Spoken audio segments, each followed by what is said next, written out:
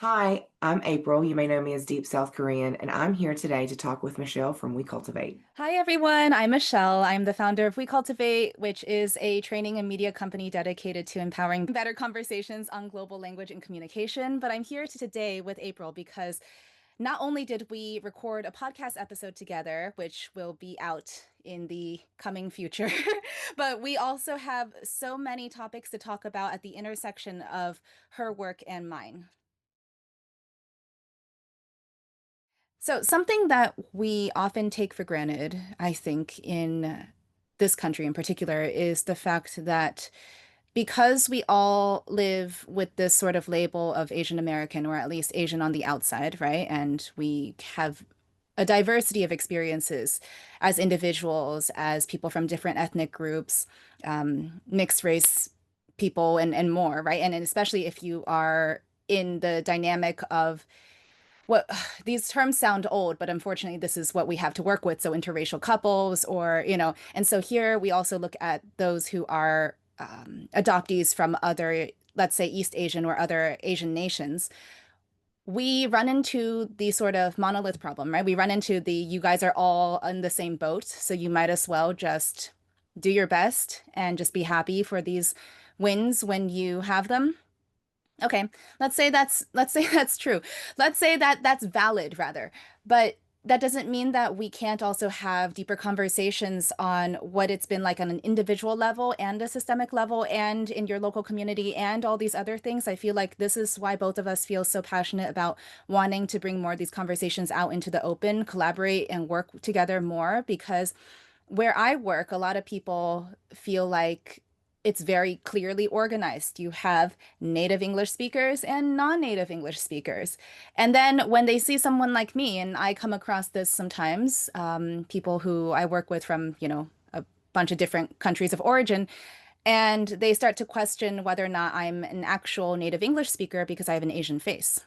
And so I think that these conversations, and so we'll play some snippets now from the different topics that we are discussing just in our meeting with each other at this present moment, but just to sort of give whoever's watching a taste of what we are both about so that you can sort of follow us and start to understand more of what we're hoping to create. Um, so my journey started with just a random viral TikTok because of my accent, but that ultimately led to me reconnecting with the Korean adoptee community, but also the transracial adoptee community as well, to recognize our presence and our experience in America. Um, Today, of course, that seems to be highlighted a lot with the conversations around immigration, which makes me much more inspired to be active on my platform and to start having conversations around community and the Asian experience.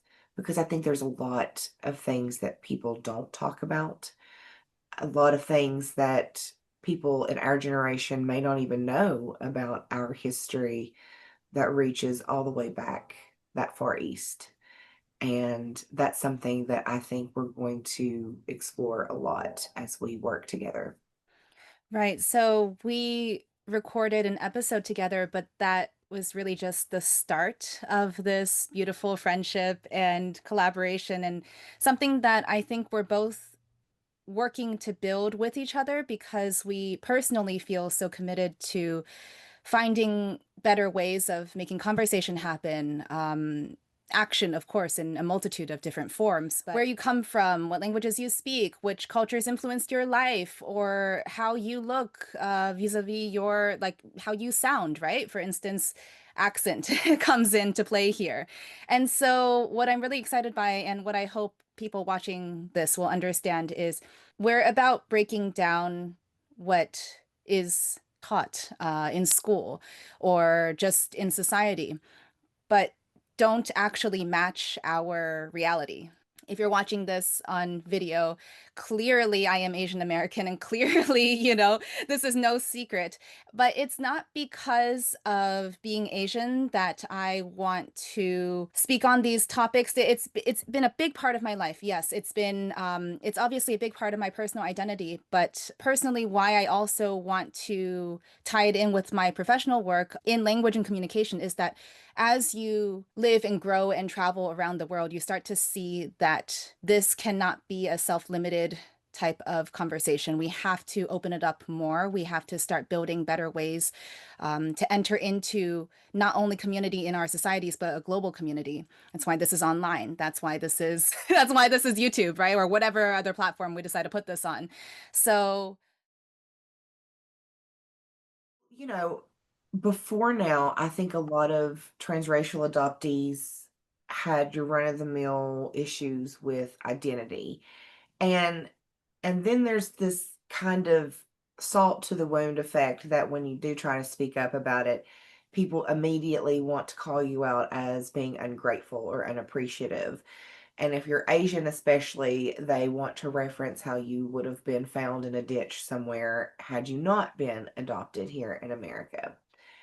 And the unfortunate truth is that in a perfect world, if adoption was this wonderful solution that everyone thought that it was, then yes, that would be a truer statement, probably. But it's not. And uh,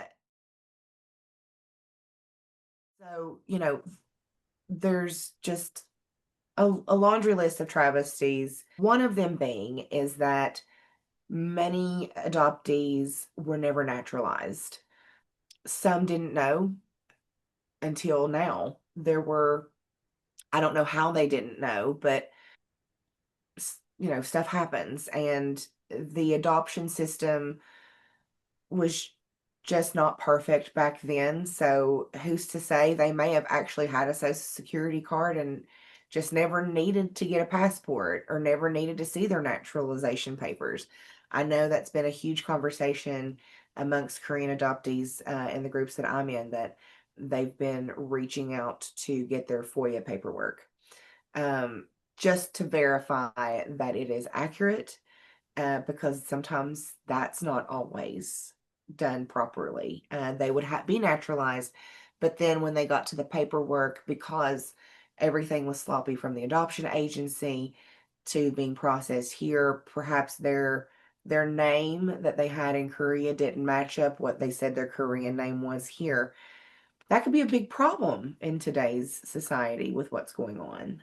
That could be considered stolen identity. It could most likely be immediate deportation for a lot of people who are truly American, like were raised here by people who were born here. Like, eh, I know it seems a little dramatic, but part of me is just waiting for people to say that Korean adoptees were just sleeper agents from the North. Um, mm. I think it's already been said, by the way. So, oh, yeah. great. Yeah.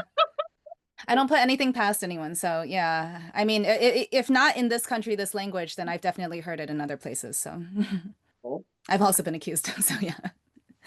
I just because that will be the propaganda that'll be used the most. I think the most obvious propaganda to be used against Korean adoptees, and I've seen other transracial adoptees from Romania and Russia, and they could face the same issues because people, all they're going to see is immigrant. And if you don't fit a certain box, or if you can't check off the right boxes on a list, then you don't you don't get to stay, is how it seems to be. It doesn't matter if you've done everything the right way. A lot of these people have, or they're at least in the process of trying to. Hmm. Um, so it's not what a lot of people are expecting it to be when they think a deportation and who they're deporting. And so I think a lot of transracial adoptees are starting to feel that, which is Mm. also interesting because so many of them also, they over assimilated to American whiteness or however you want to label it. Um, but it has made them anesthetized to the challenges that they themselves face because they don't count themselves to be in that group or in that community. I've had a Korean adoptee tell me that he considered himself to be white. He doesn't look white. And it's one thing if like you were passing in your mind, it might protect you in a bubble. When it really gets down to it, everybody still just sees you as Korean. Yeah. Um, and that doesn't mean a bad thing. It's not a bad thing to be Korean. It's not a bad thing to be any kind of Asian or any type of ethnic person. That just means that's who you are. I think that's the biggest challenge with assimilation is that without saying it, they're saying that what you are is wrong. Because if it was okay, then you wouldn't have to change. You wouldn't have to assimilate to this. There would be um, a marriage of sorts, a fusion Mm-hmm. instead. Mm-hmm. I we can, yeah. So, like, for me, I feel like the my frustration growing up. So, where am I from? I'm actually from the Washington, D.C. metro area. And so it's an area that I think a lot of people, when you grow up here, you don't realize that the whole country doesn't work this way, because even though I can tell you instances of deep, deep, deep, not only racism, but violence from my childhood and adolescence, I can also say that I have seen the progress that has happened and the push, right, to change the local area to the point where I think some people think we've solved these things. And maybe in a very small way we have, but that doesn't mean that that's the case, in all the other geographical locations of the states. And so something that I've noticed as time has gone on is the push to talk about identity has been conflated with the performative aspects of representation. So if you're like me and you're the first generation of your family to be born in the US, we're often called second gen, but I think first gen born makes a lot more sense because you're the first one to be navigating this hyphenated identity, this meaning for what it is to be like from here, right? When you're also treated as perpetual foreigner. And most of us are also yeah, married, kids, house, everything, right? So I feel like you're on a different level of it, right? You're in a totally different experience than the previous generation and generations, and yet we struggle to have that conversation with those generations because we didn't go through the same things they did, and they cannot imagine what we're dealing with now. They cannot, I can tell you for sure, my mother cannot imagine that I have problems, because I should just, I think you just said this, right, about being grateful, but I should just be grateful that I was born here and not into, for her, it was China during that time, right? And what living the things that she had to live through, which is valid, but it doesn't mean that I am just accepted inside of society simply because I had birthright citizenship. So I think that this is something that I personally feel very, very motivated to speak more openly about, because it's not calling people out necessarily, but it's more to say that, especially where I'm from, there seems to be this blind spot when it comes to these topics, or this I don't know what to call it, but like a hole, like you're talking about a lot of things and all of a sudden it's like no one knows what to do with it. And it's true and fair to say that most of us were not raised in homes where English was the first language, or at all language, right? And we also didn't have the chance to dialogue with anyone on these topics before. So we might have had questions, thoughts, ideas, whatever. We just kind of had to go with it, like be like, I don't know why, like, I don't know what to do. Okay. all right, I'll join a Chinese Student Association because, like, I guess, like, okay, and I'll go to I'll go to every single SA event, right? I'll go to the CSA, KSA, JSA, like whatever other event that you're holding. Yes, because, like, again, representation in a way feels like it should be a win, and yet I notice now, especially in the wake of, everything that the country has gone through in the last decade or so, right? We've seen not only campaigns and movements like Stop Asian Hate and all that, right? Like more people speaking out, but I also feel like it's starting to feel a little hollow for some people. And so, which is good because we should start recognizing why it feels hollow. But yeah, I feel like this is the crux of it for me, deep down.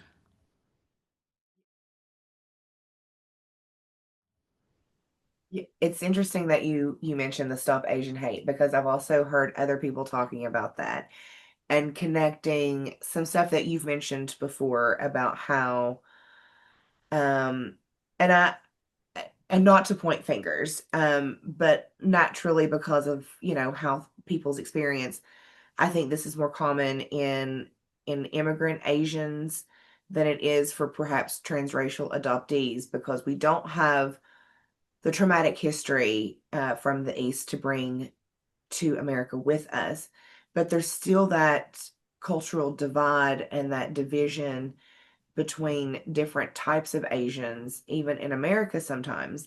I don't think it's as bad today as it used to be with younger generations because we've had to accept together that everybody thinks we're Chinese anyway. So, um, but and and for like the first not first generation born, but for the actual immigrant Asians who came here from the East, they probably do have that trauma of, I don't like people from this country because of all the things that we've seen from them and justifiably so, but the counterintuitiveness that comes from that is that it prevents us from coming together to make our Asian American community stronger because whether we like it or not, we have to come together here. And I think that's probably the most important message to send out to the Asian community, if there is one that we could send. It's that we've got to not only start showing up for ourselves better, but we have to start showing up for other people better too. And I've definitely had some comments from people from the Black community asking me about that. And we've been able to have conversations in the comments and work that out. Because unfortunately, we didn't show up in masses to support Black Lives Matter. It wasn't until COVID that you really saw, like, oh, damn, we can show up for things with Stop Asian Hate. Mm, Where have we been since? You know? yeah. Um, and I want to believe that we can. I think part of the reason why we can't show up for other people is because we can't show up for each other. And we gotta start at home. And I couldn't quite understand necessarily why that worked. I mean, I did, but I don't think I was able to empathize with it Mm, as much until you and I had that conversation about how much of that history is still very, very real for them. And then of course hearing other content creators talk about like they have Korean or they have Japanese family members who still don't like Koreans or Korean family members who refuse to buy anything Japanese made. yeah. Um, and they've lived in America for decades.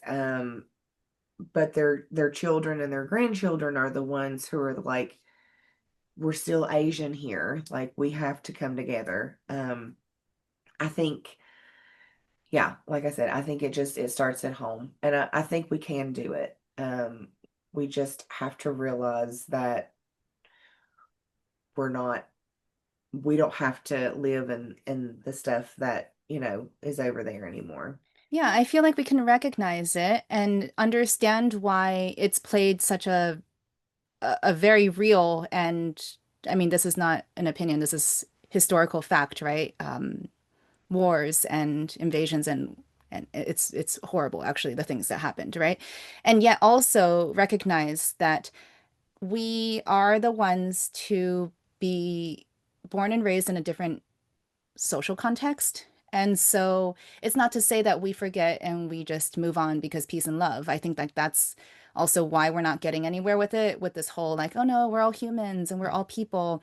I do feel like it's too much spiritual bypassing stuff going on, just like it's just it's not going to work. Most people will actually come back and if they have a brain, they will say things like, well, no, how can I just get over this? How can I just what do you mean? Like, and I speak from the perspective also of having many things happen inside of my personal family history, right?